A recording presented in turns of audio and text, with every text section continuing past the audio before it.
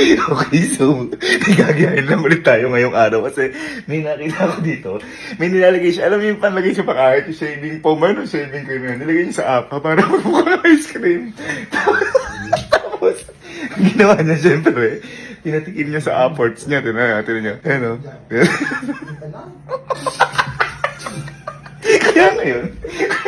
Kaya ngayon, ganyan yung gagawin natin. Pero, may twist. Kasi baka mamaya hindi sila maniwala. Kailangan, may ipatikim muna tayo sa kanila na, eto nga, nakaisip ako ng whipped cream na parang shaving, ano din yan. Ang gagawin natin, kunyari may papahulaan tayo sa kanya para mawala sa isip niya na kakaiba, hinilagay ko sa pangalawa.